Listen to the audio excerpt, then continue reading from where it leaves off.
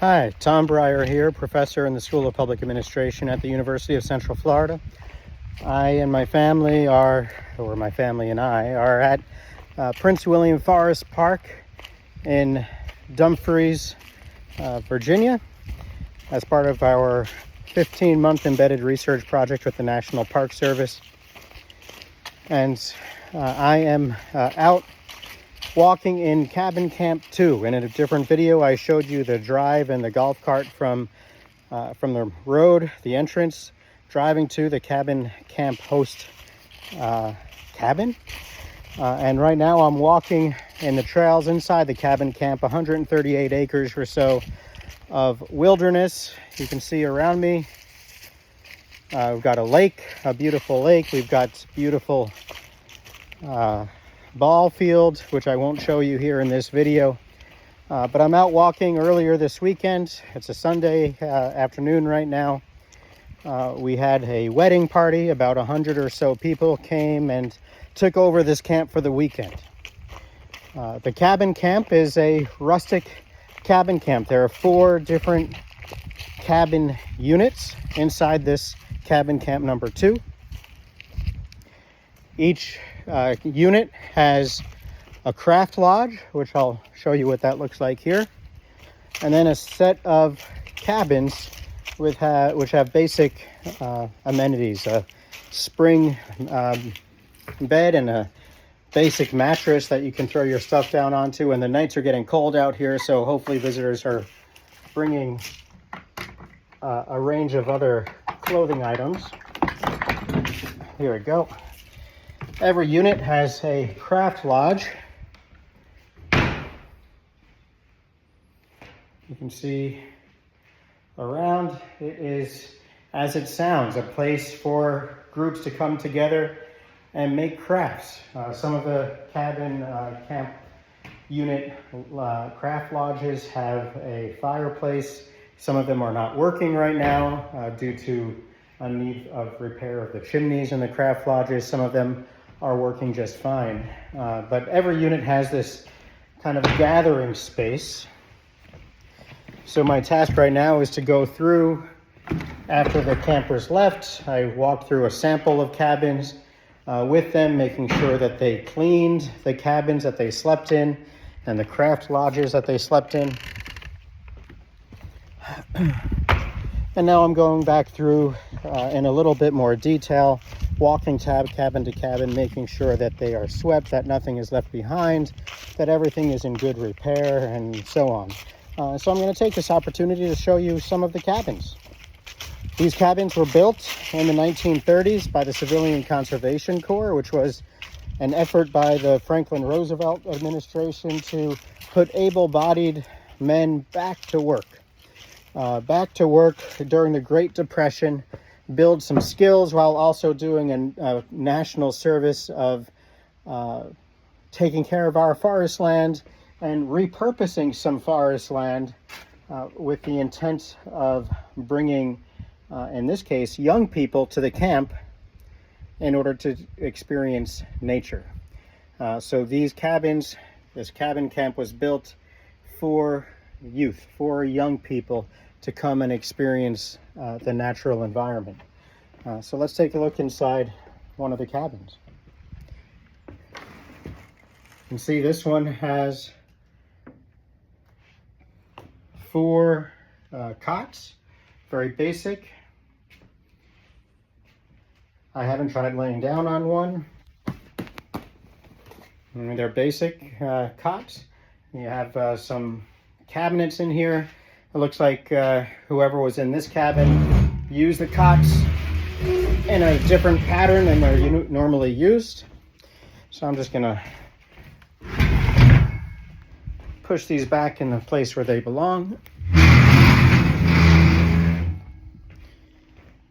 Maybe they had people who were with children and they wanted the kids sleeping next to them. I don't know what their situation was.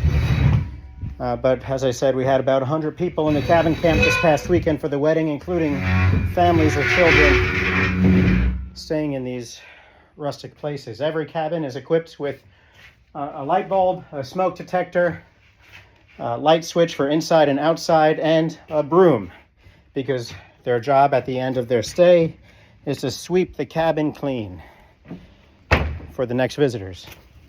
And we do have another set of visitors coming in very soon, actually Tuesday this week.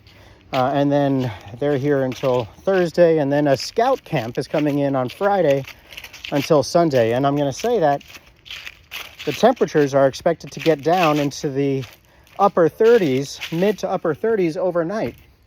It's going to be cold out here, particularly for the scouts coming in. And then after the scouts leave, the FBI is coming into this whole cabin camp too, for evidence response training, which is amazing. I can't wait to witness what that's going to look like. And the afternoon, the FBI packs up whatever they're doing with the space. Another wedding party is coming in. So we have a busy October month. You can see another cabin here. Looks pretty clean. Everything's in order. Nothing is broken. This window screen is popped out, so I'll pop that back in. There are plenty of places where critters, mice, snakes can get into these cabins. But if there's a window popped out, we'll certainly push it back in, try to solve that situation, prevent at least a couple of unwanted critters from getting inside the cabins. And we can see all of these are basic setup cabins. Everyone is basically the same. So they can maneuver the cots and the cabins however they want. You see, these folks took 2 beds, put them together. It's probably a couple, and they doubled up the mattresses here. So that was their way of staying overnight, and they didn't use the other cots at all. Go ahead and push that screen back in as well. This one seems to be popping out a fair amount. Pop that in to the extent possible.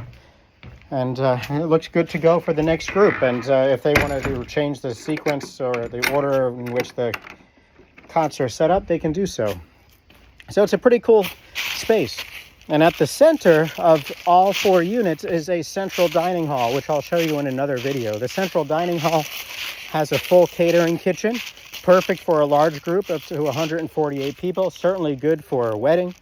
With folks can come in, they hadn't get a liquor license, they can have alcohol at the wedding, cook up a big meal for the wedding, just to have an extraordinary time together.